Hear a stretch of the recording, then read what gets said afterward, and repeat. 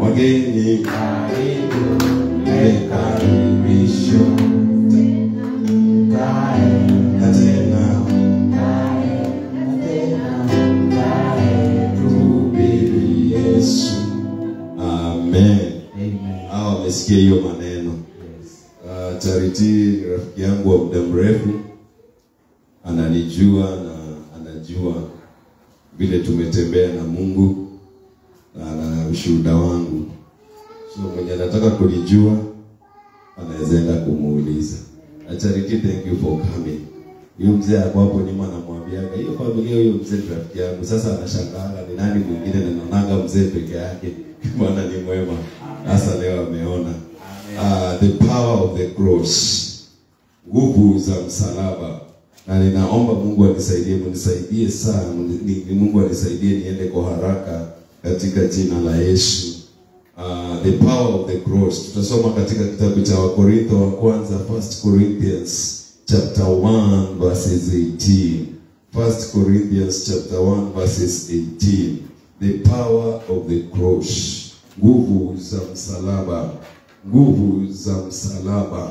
Watu wengi tunajua msalaba, na watu wengi wanatumia msalaba kwa sababu ya mambo mengi. Watu wengi and majority of us huwa tunaona misalaba kwa kanisa as a sign of faith. Wengine tunaweka msalaba kwa hospitali, wengine tunaweka misalaba kwa nguo zetu as a sign of decoration. Wengine wanaweka misalaba kwa gari as a sign also of decoration. Wengine wanaweka kwa shingo as a sign of jewelry. Na mambo mengi. People use the cross for many things. But wakati mwingine tunafanya mambo hayo without understanding the origin of the cross. Tunakosa kuelewa mwanzo ama makusudi, the purpose of cross ilikuwa ni nini pale mwanzo. Pale mwanzo, kabla ya kusulubishwa kwa Yesu na kabla ya mambo mengine mengi kufanyika, msalaba haikuwa ni kitu cha kufurahia jinsi watu wanavyofurahia leo. Ninajua labda wengine wetu hata tukienda kwa nyumba zetu tutakuta wameweka msalaba. Ninajua tukienda kwa wardrobe zetu ama mahali tunaweka nguo na katika mikede yetu ya jewelry ya vipuli tutakuta watu wameweka msalaba, earring ya msalaba. Kuna wale wako na necklace ya msalaba. Kuna wengine wako na misalaba mingi wameweka kila mahali, because they enjoy, they celebrate and they feel good when they carry those crosses. Hallelujah. Lakini pale mwanzo haikuwa hivyo katika msalaba. Pale mwanzo msalaba, katika ile miaka ya kitambo, miaka ya zamani kabla ya Yesu kusulubishwa, msalaba ulitengenezwa na watu walikuwa wanaitwa Wafoniksi. Wafoniksi ndio walioanzisha msalaba, ikiwa ni njia yao moja ya kuua na kuaibisha wahalifu na kuaibisha wale ambao walikuwa wamevunja sheria. Walipotengeneza msalaba, Wayahudi wakaiona nao wakachukua, they copied from the Phoenix. Wayahudi wakakopi kutoka kwa hao jamaa wanaitwa Phoenix, na walipokopi kutoka kwao, nao Warumi walipoanza kutawala, nao wakaperfect kazi ya msalaba. Hallelujah. Nao wakaperfect kazi ya msalaba, wakaitengeneza, wakaifanya ikafanya kazi ambayo ilihitajika kufanya. The cross was not meant to be a place of honor. It was not meant to be a symbol of faith, but the cross was made to be a place of death and anguish. Msalaba ilikuwa ni mahali pa uchungu na mahali ambapo palikuwa na kifo. Na watu wengi wakati wa siku zile wakifufuka leo waje waone vile tunakumbatia msalaba, watasikia aibu, kwa sababu msalaba ilikuwa ni kitu cha aibu, kitu ambacho kilikuwa kinaleta uchungu katika maisha yao. Na ndio sababu ukisoma Wagalatia imeandikwa ya kwamba na amelaaniwa yeye anayetundikwa katika msalaba. Cursed is a man who is put on a cross. Msalaba ilikuwa ni mahali pa uchungu, mahali pa laana. Bwana asifiwe. Na hivyo basi, wakati mwingine mimi wanafikiria, inashanga Warumi walipoona ya kwamba wameinuka Roman Empire ilikuwa ni super power wakati ule. Ndio walikuwa ambao wako na nguvu wakati ule, ndio walikuwa ambao ni nchi ambayo inatawala ulimwengu wote.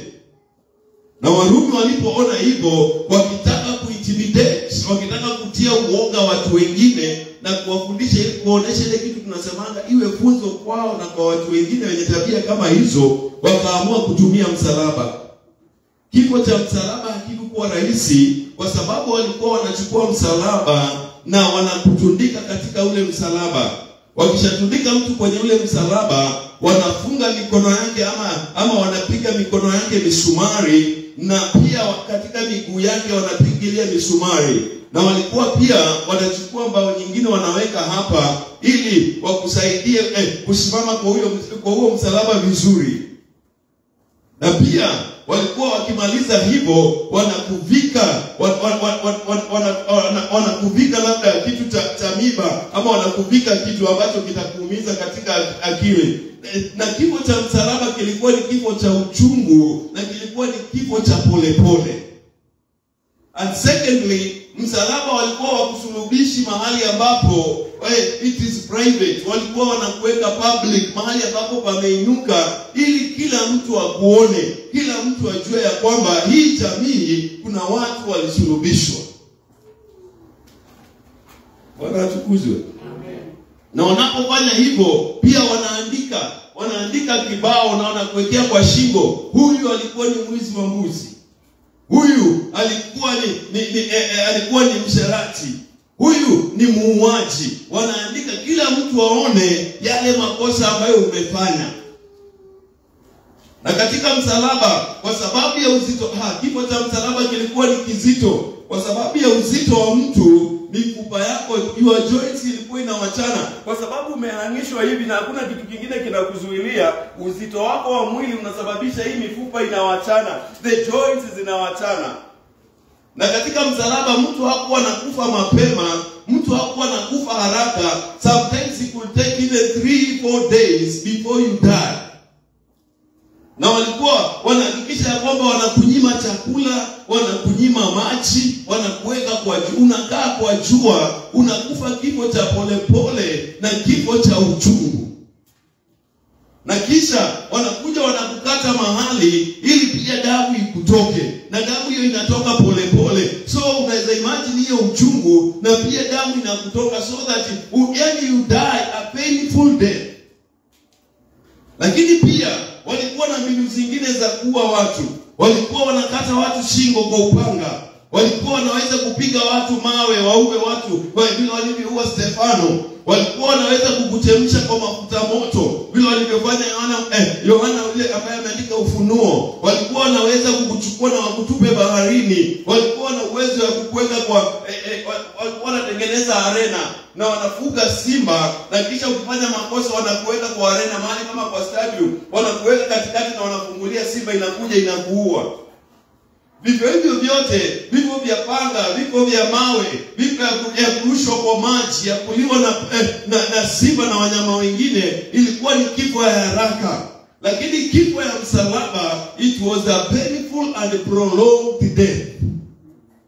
Lakini katika mambo haya yote, Yesu alikuwa na option ya kuamua atakufa kwa njia gani.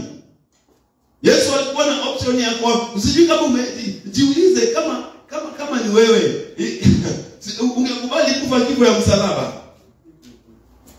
Na unajua Yesu ndiye alijiamulia. Yesu mwenyewe ndiye aliamua kujipeana kukufa. Aliamua kukufa kifo cha msalaba. He decided to go so low that he makes sure he has covered all.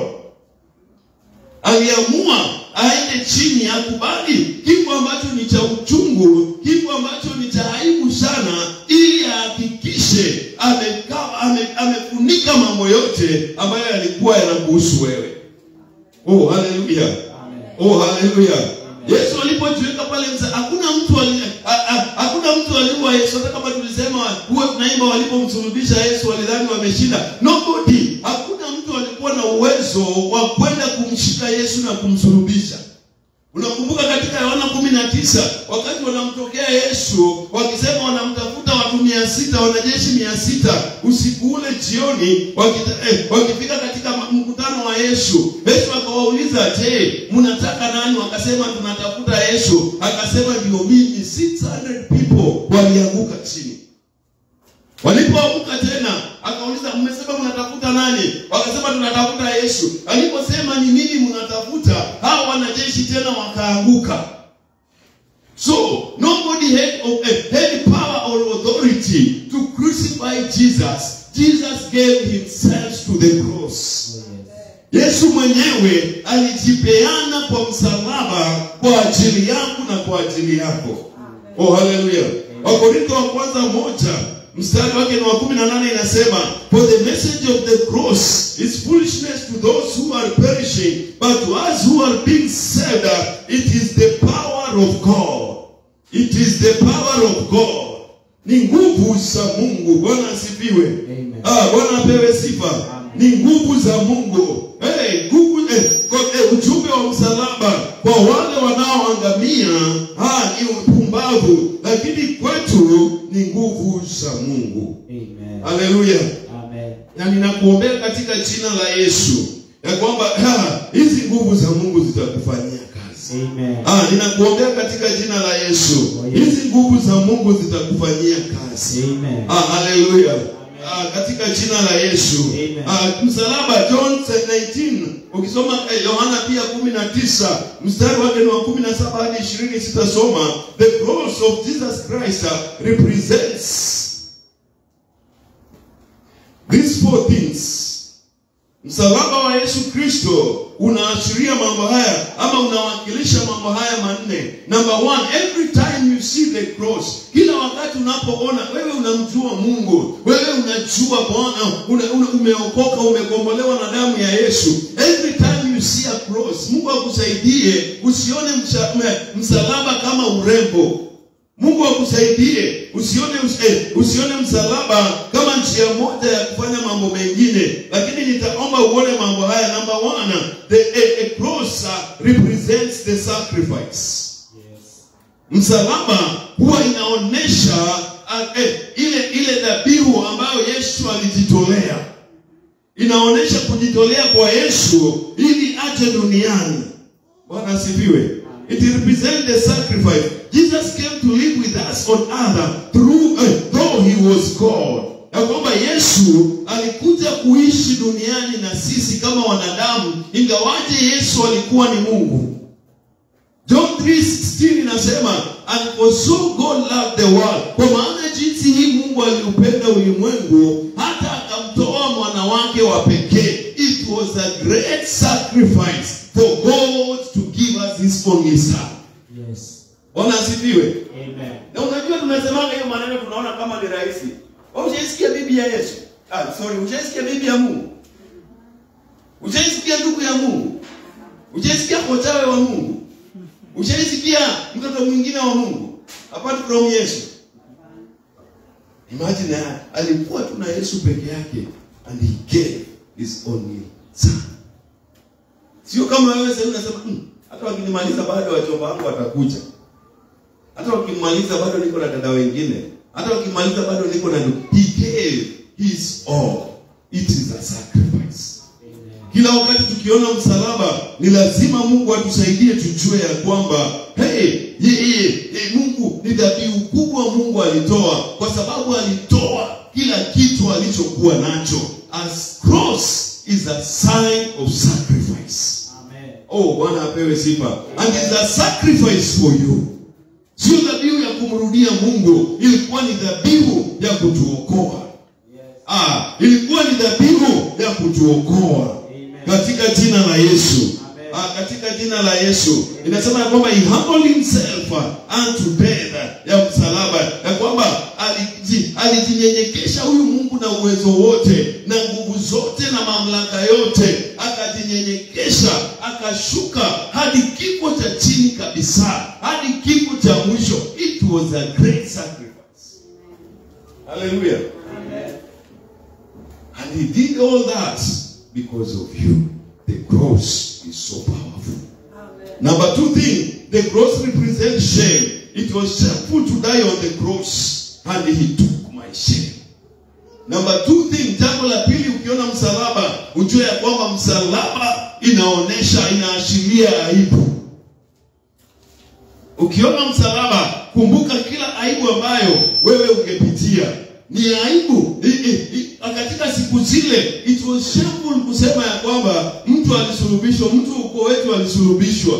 Hata leo tunaonaga hata si msalaba, hata si mambo mengi. Mtu hata akiuliwa tu na mob justice. Mtoto wetu akiuliwa na mob justice, au tuambie watu ukweli. Watu naambia watu, unajua alienda siku alipigwa na wakora wapi ama alipata ajali. Tulimpata kando ya barabara ni kama aligongwa na lori katoroka. Sio watu tunasema. Because we feel it is a shame kuambia watu mtu aliuliwa na mob justice. Lakini Yesu, kwa sababu alitaka kukumalizia aibu, alikubali kushuka chini ili achukue aibu yako. Hallelujah. Bwana apewe sifa. The cross number 3 represents pain and suffering of Christ. Ya kwamba msalaba unaonesha uchungu na kuumia ambapo Yesu aliumia akiubeba. Kubeba msalaba haikuwa ni kazi rahisi. Kubeba msalaba haikuwa ni kazi rahisi. Haleluya. Bwana ni mwema. Asifiwe Bwana Yesu. Asifiwe Bwana Yesu. Asifiwe Bwana. Nampenda Bwana Yesu. Nampenda Bwana. Nampenda Bwana Yesu. Nampenda Bwana. Haleluya. Aliumia alipokuwa anabeba msalaba. Namba 2, aliumia sana alipokuwa akipigiliwa msumari akitundikwa kwenye ule msalaba. It was a great suffering. Unajisikia, jaribu tu kuangalia. Wewe tu tunakuonganga na nyundo kidogo, unaenda unawacha kazi. Ukigongwa tu kidogo na nyundo, unaomba off ya siku 2. Ukidungwa na mwiba tu kidogo na imekudunga mguu, unatoroka. Lakini imagine Yesu alipigiliwa misumari. Na nafikiri ni msumari kwa sababu msumari ya 6 haiwezi kukushikilia. Nafikiri ilikuwa ni msumari kubwa. There was a special thing ambayo ilikuwa inatengenezwa inakaa kama screwdriver. Yaani inaweza kushikilia mtu 70 kilos kwa msalaba. Na inapigwa, na unajua kwa mkono hapa hakuna nyama, sio steak, lazima ivunje mfupa ili iingie ndani. Na inapigiliwa, saa ingine ikionekana kana kwamba unahamu unaenda kuanguka, wanaitoa tena, wanaweka sasa ile kitu tunaitanga washer. Kuna kitu najua mimi na Feli tunajua hii maneno. Wanaweka mabati mengine ya kuzuilia ili usichomoke, isianguke. Wanaitoa, wanapigilia mabati mengine, tena wanairudisha, wanagonga mara ya pili. Na ujue, si ati wamekupatia dawa ya kusikia uchungu, wewe uko fresh. Kifo cha msalaba ilikuwa ni kifo cha uchungu. Hallelujah. Hallelujah. Ilikuwa ni kifo cha uchungu, and it was a sacrifice. And it represents the pain that our lives have. Mahali ambapo yani Yesu alihakikisha amechukua uchungu wote ambayo unaweza. There is no pain that one can feel like the pain of the cross. Hakuna uchungu unaweza sikia kama uchungu wa kusulubishwa. Kwa sababu ni kunasikia mtu ameanza kusulubishwa asubuhi, ameanza kusulubishwa saa 9 asubuhi, na hadi saa 9 bado jioni, bado wanang'ang'ana na bado ilikuwa ni sacrifice. Yesu kujitolea na kuenjoy yote. Sivyo kama unajua, Yesu alikuwa na uwezo wa kusema umenipo, na akiinua mkono watu wote wameanguka na achomoke aende. Na ajiwekee mkono na sema nimepona, na mwili wake uishi, uchungu uishe, na vidonda viondoke na apone na arudi mbinguni. Lakini angelifanya hivyo, mimi na wewe tungeliishi kwa uchungu. He came, he endured, he took the sacrifice of pain on your behalf. Hallelujah. Ninaomba Bwana akusaidie uweze kuelewa ya kwamba Yesu aliweza kutoa dhabihu, aliweza kujitoa dhabihu ili asikie uchungu kwa niaba yako. Oh yes. And that pain, akazoparamanda, hiyo uchungu inakusaidia wewe hautasikia uchungu hata ukiondoka katika dunia hii. Hiyo uchungu inakuondolea. Hiyo dhabihu ya uchungu wa Yesu, it takes away the pain and the suffering that you should have had after this life. Katika jina la Yesu. Na pia uchungu wa leo wa maisha, hata kama watu wanasemanga wanasikia uchungu, they have not endured unto the cross. Mtu wanasema tu nimesikia uchungu, lakini hakuna mtu amesikia uchungu hadi kiwango cha kusulubishwa msalabani. Ninakutia moyo katika jina la Yesu. Na inakutia moyo katika jina la Yesu. Mungu anakuja. Hiyo uchungu Yesu alimaliza na itamalizika katika maisha yako. Itamalizika katika maisha yako. That pain will go away. That pain will go away. That pain will go away. Hiyo uchungu itaondoka. Hiyo uchungu ya aibu itaondoka. Hiyo uchungu ya magonjwa itaondoka. Maana Yesu alimaliza msalabani. Katika jina la Yesu. The number 3 thing, it was a sacrifice by shedding his blood on the cross. Ilikuwa pia ni dhabihu wakati alimwaga damu yake kwenye msalaba. Watu unajua mtu anaweza fikiria unajua kutoa damu pole pole until you faint, it is not an easy thing. Najua tunaongea kuhusu kifo ya Yesu na tuna imagine tu ni kama walikuwa na flying squad wakamweka hapo mbele wakasema koka sawa, tengeneza trigger now release, Yesu akakufa. Huyo jamaa alianza kukufa usiku walipomshika mpaka saa 9. More than 12 hours ukikufa tu. Sisi kama una imagine hiyo maneno. Na unajua akufi kama wewe, ati tunakufa so desperate. Sorry, akufi kama wewe na mimi, ati tunakufa so desperate kwa sababu hatuna way out. Yeye anakufa akijua vizuri ninaweza kujitoa kwa hii. Akijua vizuri nina uwezo wa kuponyoka kwa hii. Yaani it is sijui nitasema namna gani. It is a great sacrifice. Ya kwamba anaijua that pain, akijua ninaweza kutoka. Ni kama wewe unaweka mkono kwa jiko, unaweka kidole kwa jiko, unaungua tu, unajikaza kuungua ukijua ninaweza kutoa hii kidole, na unaungua kwa sababu ya it is ni ngumu. Bwana asifiwe sifa. Lakini Yesu alikubali kifo hicho kwa ajili yako na mimi. Na akamwaga damu yake katika msalaba to cancel that curse. Akamwaga damu, ikafanyika dhabihu, damu yake ikafanyika dhabihu ya kutuondolea laana. The power of the cross, number 1. The cross has the power for my redemption.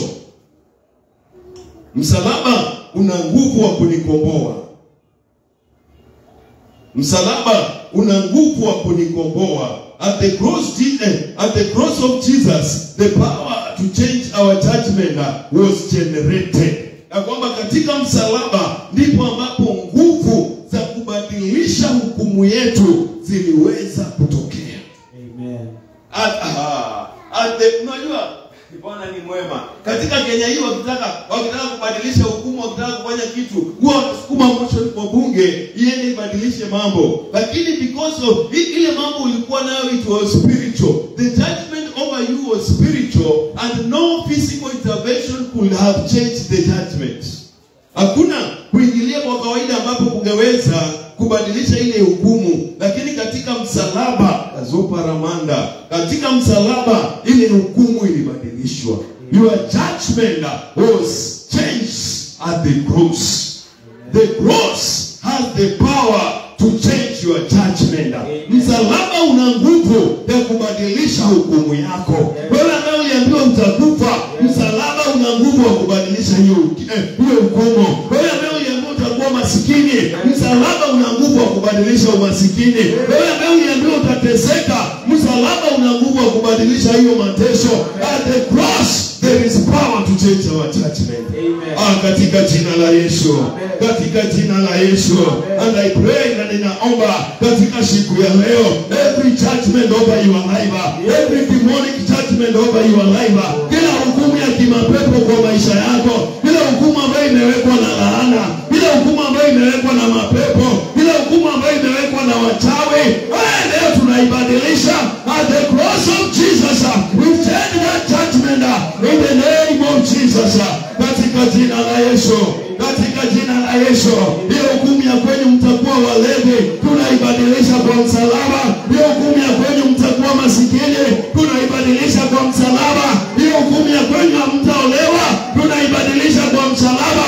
At the cross, our judgment is changed. Oh, katika jina la Yesu, katika jina la Yesu, the cross has the power to change our judgment. The cross has the power to change my judgment. The power was generated. The power was generated katika jina la Yesu. Katika jina la Yesu, pokea neema ya kubadilisha hiyo hukumu. Pokea neema ya kubadilisha hiyo hukumu. Pokea neema ya kubadilisha hiyo hukumu katika jina la Yesu. In the name of Jesus. The cross was meant to bring shame and curse to us. But the cross of Jesus overturned the plans and the system of Satan to torment and to put shame to us. Msalaba ilikuwa ilikuwa imetengenezwa ili tuletee hukumu na ituletee aibu. Bwana asifiwe.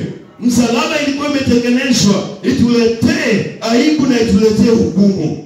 Nimekupea historia ya msalaba kidogo.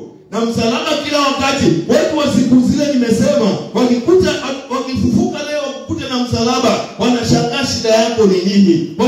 Hata wezi kukaribia, you are a shameful person, you are a cursed person.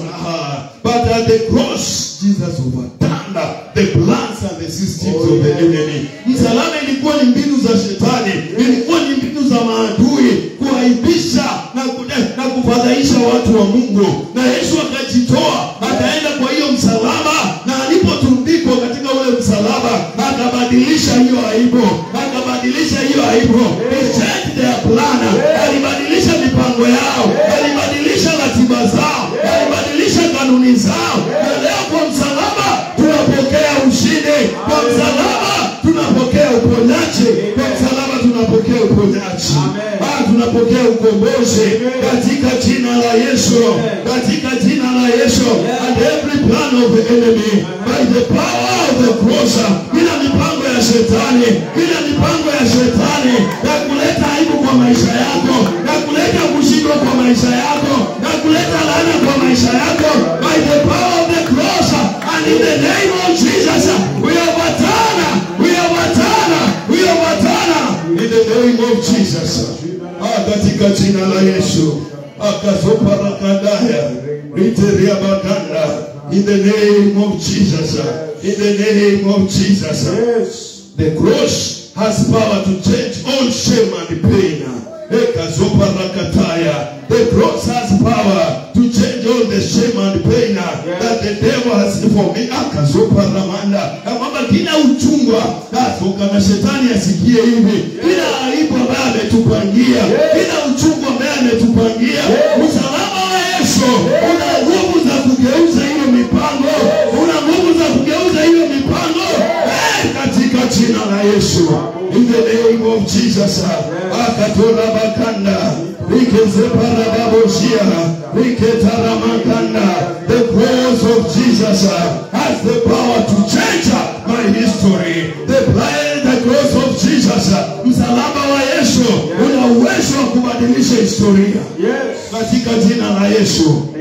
3000 years ago, 2500 years ago, miaka 3000 pale nyuma, miaka 2500 pale nyuma, msalaba ilikuwa ni ishara ya aibu. Msalaba ilikuwa ni ishara ya laana. Lakini Yesu alipofika kwa msalaba, alibadilisha historia ya msalaba. Leo kila mtu anaweka msalaba kwa nyumba yake. Leo kila mtu anaweka msalaba kwa nguo yake. Kila mtu anaweka msalaba kwa kanisa lake.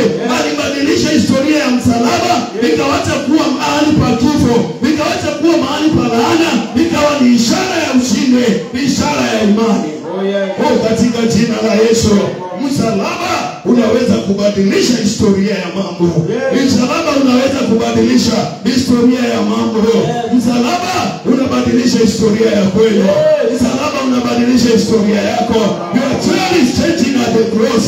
Hadithi yako inabadilika kwa msalaba. Hadithi yako inabadilika kwa msalaba. Hadithi yako inabadilika kwa msalaba. Katika jina la Yesu, I change my history. Ninabadilisha hadithi yangu. Ninabadilisha hadithi yangu. Ninabadilisha hadithi yangu. I change my history from shame to honor. Ninabadilisha hadithi yangu katika jina la Yesu. In the name of Jesus. The cross have power to change all shame and pain. Ninaondoa aibu kwa maisha yako. Ninabadilisha na uchungu katika maisha yako. The cross has power. Kasuparaganda. Iketamandaya suparaganda. In the name of Jesus. Hallelujah. As we celebrate Easter, may we have understanding. Tuwe na ufahamu wa nini kinafanyika kwa msalaba. Katika jina la Yesu, historia ya msalaba ikabadilika. Leo watu wanavaa msalaba ya gold. Leo watu wanavaa msalaba ya silver. Leo watu wanaweka msalaba na wanatembea nao na upole na heshima. What was once a shame, kile ambacho kilikuwa pale nyuma aibu, leo it is honored because Jesus was there. Kataramakanda, akazoparaganda. Hata wewe maisha yako hapo nyuma ilikuwa inadharauliwa, hata kama hapo nyuma ilikuwa inaaibishwa, hata kama hapo nyuma haikuwa na heshima, leo Yesu yuko kwa maisha yako, and your life shall become a life of honor. Itakuwa ni maisha ya heshima katika jina la Yesu. In the name of Jesus. Katika jina la Yesu. Number 2 thing, the cross has the power to bring me into a new generation. Oh yes. Msalaba ina nguvu ya kunizalisha katika kizazi kipya. I am a chosen generation, a royal priesthood. Paramanda, rimanto shikarabaganda. Hiyo ilitendeka. Nilizaliwa wapi? Nilitengenezewa wapi? Ni katika msalaba. Ni katika msalaba. Ni katika msalaba. Katika msalaba. Tuangalie Genesis. Mwanzo 2. Aziparamanda. Katika jina la Yesu. Katika jina la Yesu. Genesis 2 verses 21.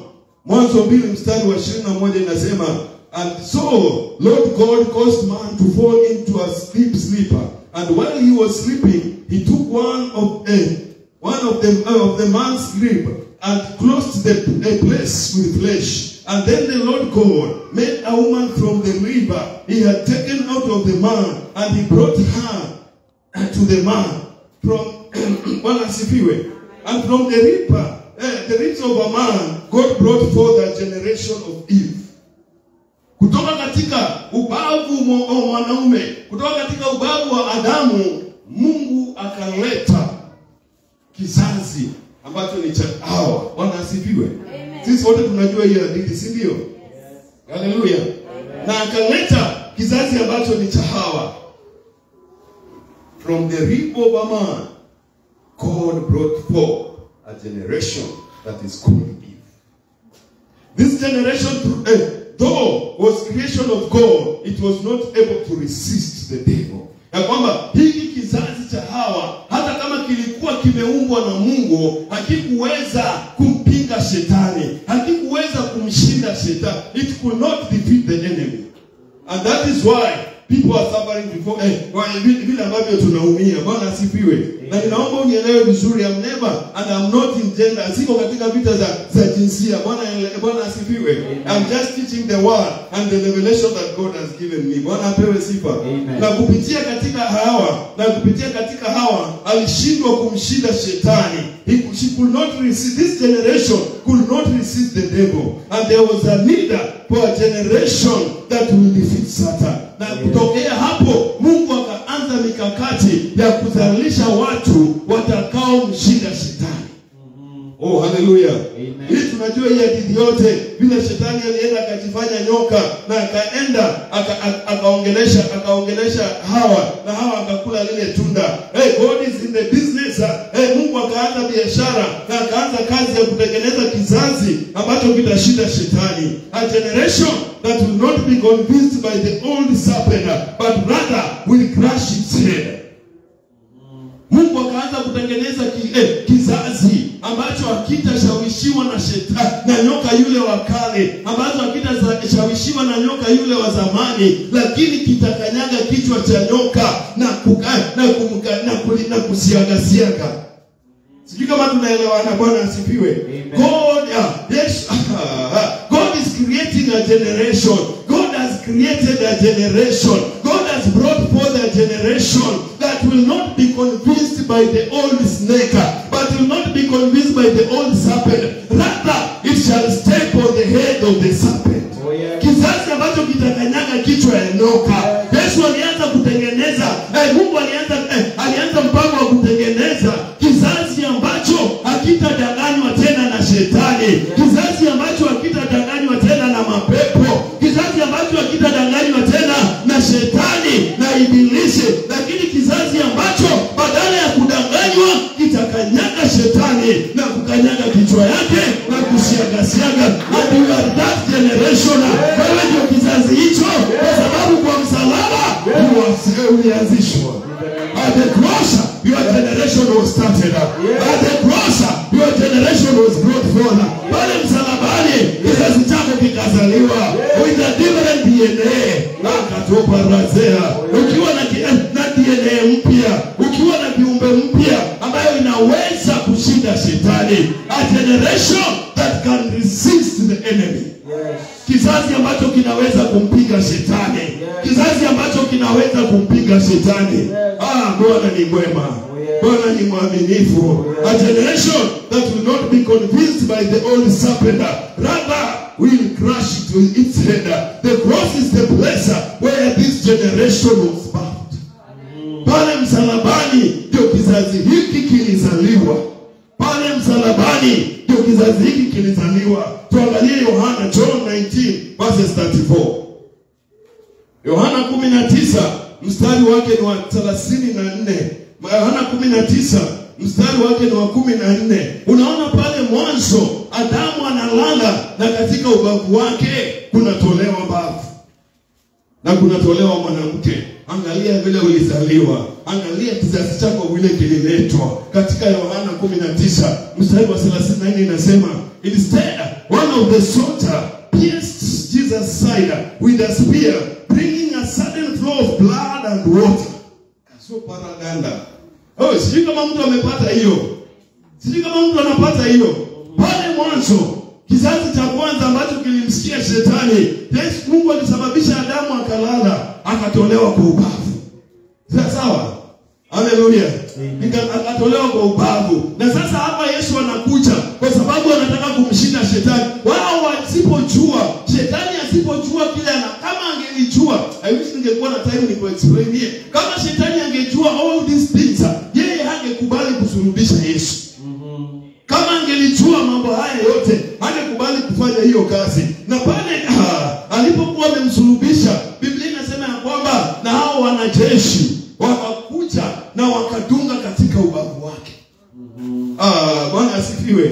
As it happened to Adam, it was also, he was also unconscious state that went through that God went through his spirit and brought evil. Na kwamba vile ilifanyika kwa Adamu, Biblia inasema ya kwamba na Adamu akalala usingizi mzito, ndipo Mungu akaingia katika ubavu wake.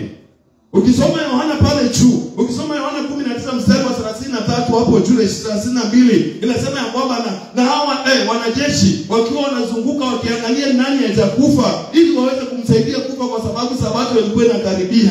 Walipofika kwa Yesu wakakuta tayari ashakata roho. Kwa hivyo hawangemvunja miguu, hawakuwa na mifupa ya kumvunja. Wakaamua tu kimzaha kumdunga katika ubavu wake. Mahali ambapo Adamu alifunguliwa na Mungu ili alete kizazi, hapo ndipo Mungu anamfungua Yesu na analeta kizazi ambacho ni analeta kizazi ambacho ni wewe. Kizazi ambacho kinamshinda shetani. Wewe umezaliwa kwa kizazi kipya. Wewe umezaliwa kwa kizazi kingine. Kizazi kinacho uwezo wa kubadilisha mambo. Kizazi ambacho kina uwezo wa kuvunja laana. Kizazi ambacho kina uwezo wa kukataa vifo vya mapema, kizazi ambacho kina uwezo wa kukataa kuolewa. Wewe ni kizazi kipya. You are a new generation. You are a new generation. You are a new generation.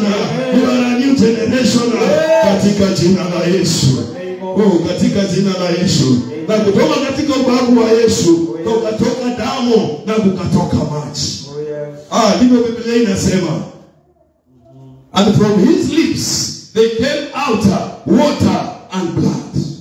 Na wakati ninaomba tu sasa, Bwana ni mwema, tuna wamama hapa. Wakati mtu yeyote anapoenda kuzaliwa, those two things they must be present. Vitu hivyo viwili ni lazima viwepo ili kitu chochote kizaliwe. Either ni ng'ombe ama ni nini ama ni mnyama ama ni mtu. Those two things must be there. There must be water and there must be blood. Akazopa ramanda. Ikatana baganda. I am born a new generation. Yesu akatuzalisha, akazopa ramanda, akazalisha kizazi kipya ambacho kinaweza kumshinda shetani. You can defeat the devil. You can defeat the devil. You can defeat the devil. You can defeat the devil. Katika jina la Yesu, wewe na mimi tuna uwezo wa kumwambia shetani hapana. Kazopa ramanda. We have the DNA ya kumwambia hapana. Katika jina la Yesu. Katika jina la Yesu. Katika jina la Yesu. Mungu ni mwema. Katika msalaba kuna nguvu za kukuzalisha upya. There is a power to bring you forth. There is a power to bring you forth. Kuna nguvu za kukuzalisha upya. Ulizaliwa kwa jamii ya laana, kuna nguvu za kukuzalisha uwe katika jamii ya waliobarikiwa. Ulizaliwa kwa jamii ya watu wasioinuka, kuna nguvu katika msalaba za kukuzalisha katika jamii ya wanaoinuka. Ulizaliwa kwa jamii ya kimasikini, kuna nguvu katika msalaba ya kukuzalisha katika jamii ya matajiri. The cross has the power to bring forth a new generation. Katika jina la Yesu. Katika jina la Yesu. Katika jina la Yesu. Na ninakutangazia kuanzia leo, may you step on the scorpion. May you step on the head of the scorpion. Kanyaga nyoka na ngee. Una nguvu, wewe ni kizazi cha kukanyaga nyoka na ngee. Wewe una uwezo wa kukanyaga wachawi.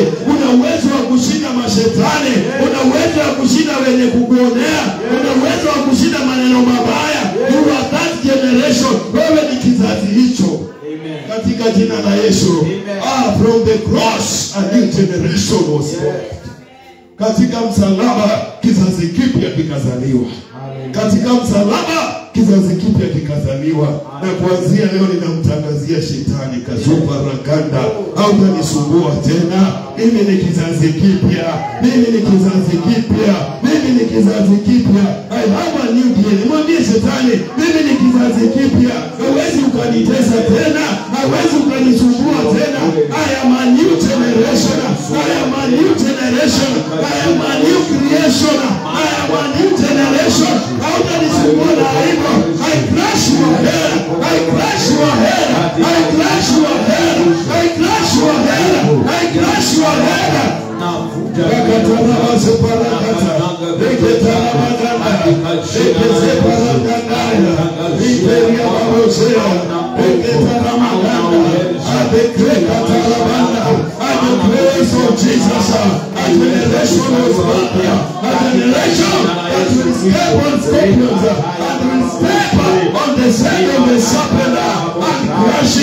In the name of Jesus. In the name of Jesus. Katika jina la Yesu. Katika jina la Yesu. Na katika nguvu zilizo katika damu ya Yesu na nguvu za msalaba, tunaharibu kila nyoka. Every serpent that is in your family, we crush their heads. Kila nyoka ambayo imejipenyeza kwa familia yenu, kila nyoka ambayo imejipenyeza kwa maisha yako, kuanzia leo kwa nguvu za Bwana, we crush their heads. Ninakanyaga vichwa vyao. Ninakanyaga vichwa vyao. Ninakanyaga vichwa vyao. Ninakanyaga vichwa vyao. We crush their heads. The serpent of poverty, I crush your head. The serpent of sickness, I crush your head. The serpent of shame, I crush your head. The serpent of the shame, I crush your head. The serpent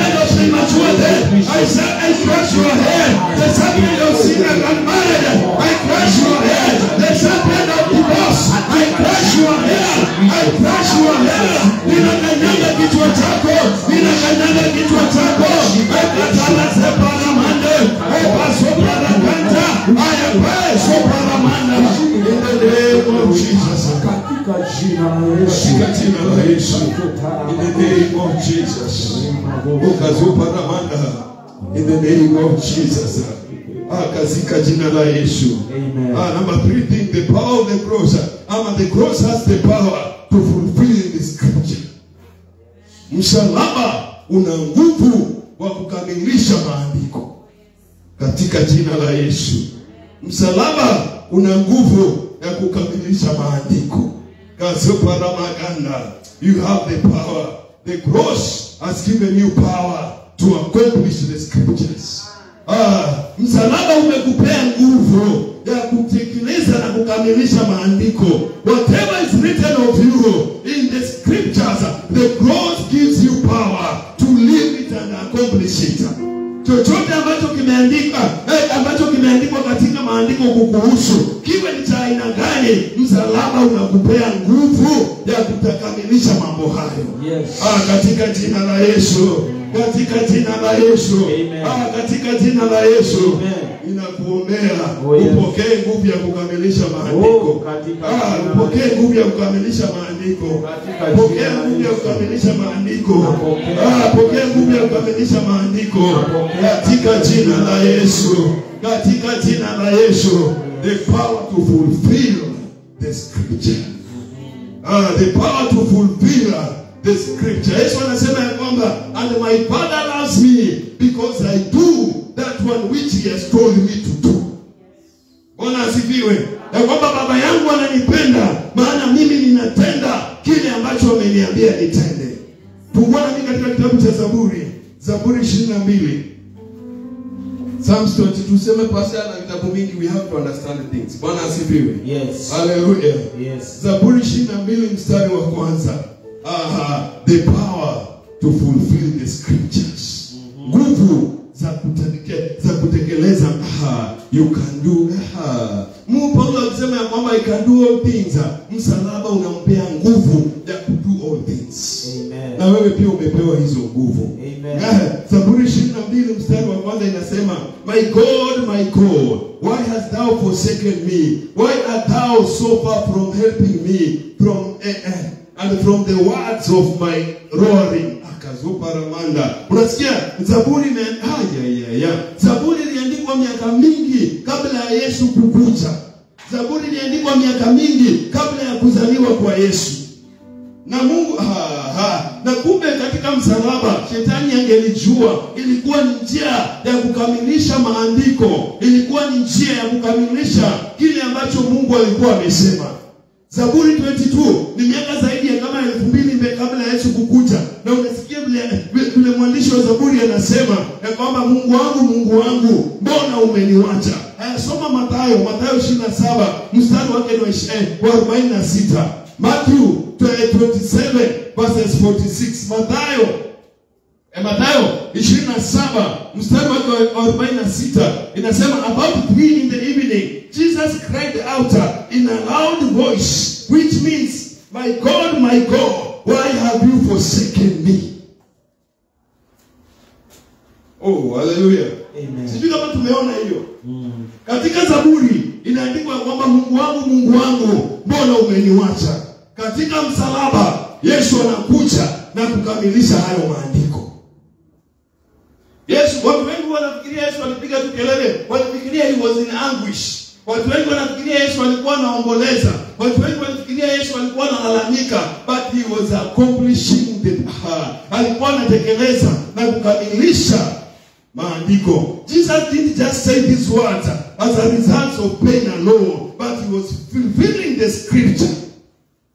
Yesu hakusema hiyo maneno tu kwa sababu ya uchungu, lakini alikuwa anakamilisha maandiko. And the cross gives us power to accomplish the scripture.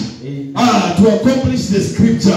Nataka ujue kwamba katika maandiko, every curse, every judgment, kila kitu kibaya ambacho kilikuwa kwa maandiko, Jesus took it on your behalf. Amen. Katika jina la Yesu. Amen. Sijui kama tumeelewana. Yes. Katika Biblia, kila kitu ambacho kilikuwa ni kibaya, kila laana ambayo ilikuwa katika Biblia, Yesu alichukua na akaiweka msalabani na akakamilisha punishment yake yote.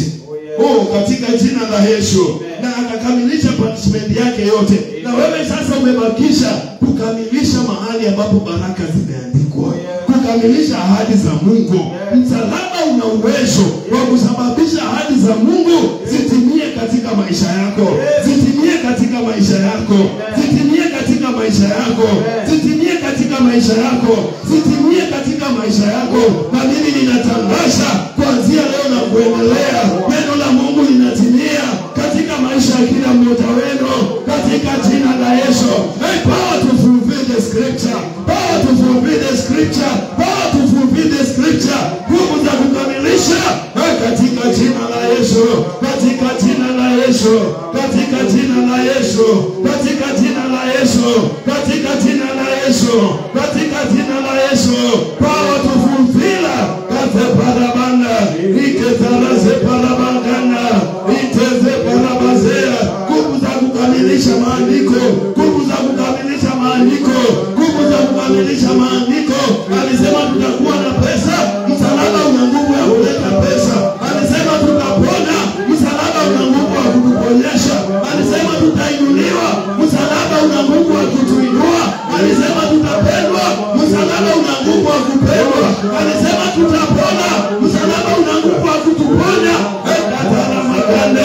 Ekasopara maganda. Iketara maganda. Eteze para baboshia. Katika jina la Yesu. In the name of Jesus. Eketara maganda. Nakila base para manda. Katika jina la Yesu. In the name of Jesus. Katika jina la Yesu. May you receive the fulfillment of the scripture over your life. Pokea ukamilifu wa maandiko katika maisha yako. Pokea ukamilifu wa maandiko katika maisha yako. Pokea ukamilifu wa maandiko katika maisha yako. Pokea ukamilifu wa maandiko katika maisha yako. Pokea ukamilifu wa maandiko katika maisha yako. Maandiko yamesema utakuwa kichwa na wala hautakuwa mkia. Stop becoming the head. Hata kuwa kichwa. Maandiko yamesema wewe utakuwa unapeana na utakuwa unakopa. Pokea neema hiyo. Pokea neema hiyo. Pokea neema hiyo. Maandiko yamesema anainua wanyonge kutoka katika mavumbi na anawakilisha na wafalme. Pokea kuinuliwa. Pokea kuinuliwa. Pokea kuinuliwa. Receive your lifting. Receive your lifting. Receive your lifting. Receive your lifting. Receive your lifting. Katika jina la Yesu. Katika jina la Yesu. Imeandikwa kama pigo yake tulipokea uponyaji. Pokea uponyaji. Pokea uponyaji. Pokea uponyaji. Pokea uponyaji. Pokea uponyaji. Pokea uponyaji. Receive your healing. Amatana babosea. Amatana babosea panamana. Receive your healing. Receive your healing. Receive your healing. Receive your healing. Receive your healing. The healing of your family. The healing of your family.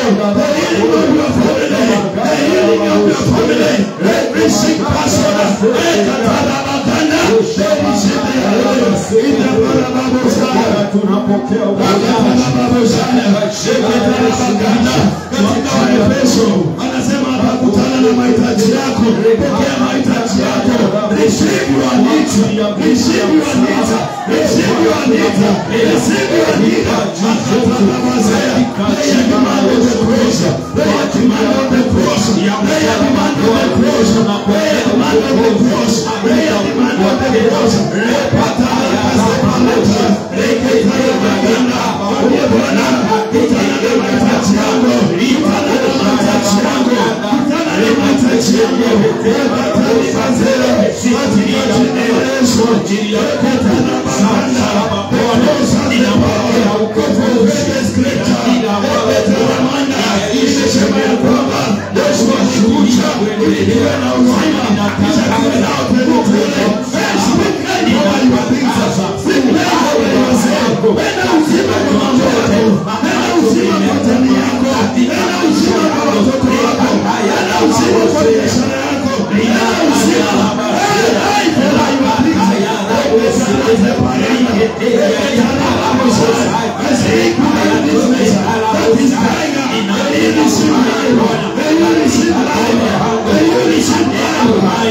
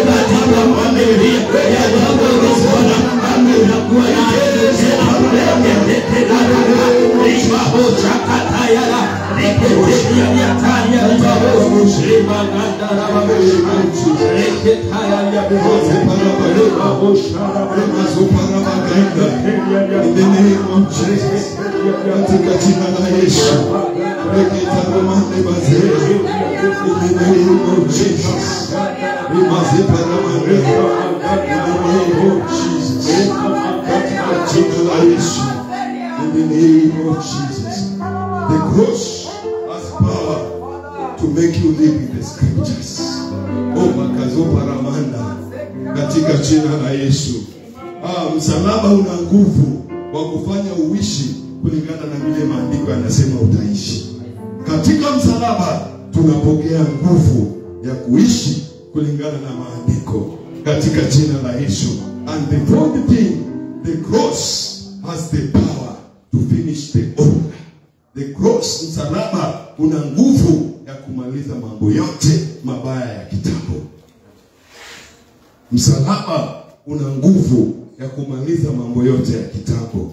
Ukisoma katika Yohana 19 mstari wake wa 30, John 19 verse 30 inasema, when Jesus therefore had received the vinegar, he said, it is finished, and bowed his head and gave up the ghost. Na kwamba msalaba, katika msalaba ndipo tunamaliza mambo yote. Katika msalaba ndipo tunamaliza. Yesu aliangalia akaona madeni yote amelipa, uchungu wote ameushikia, laana zote amebeba, matusi yote amebeba, madharau yote amebeba, kukejuliwa yote amebeba, na akasema hiyo era, that season it is finished.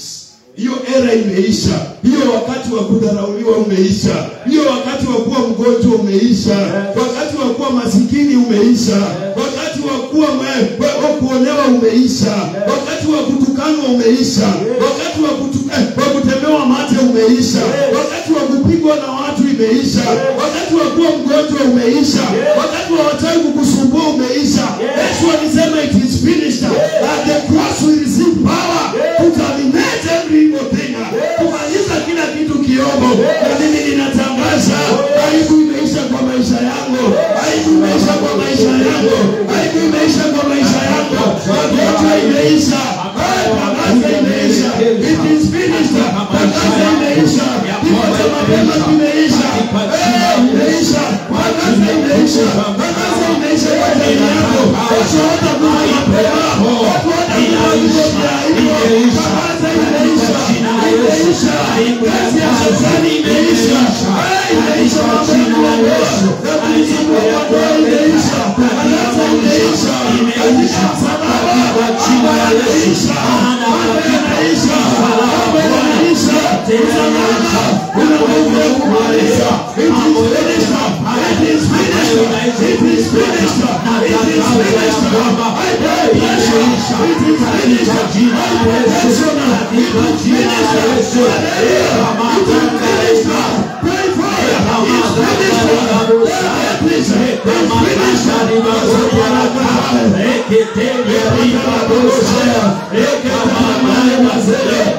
It's finished.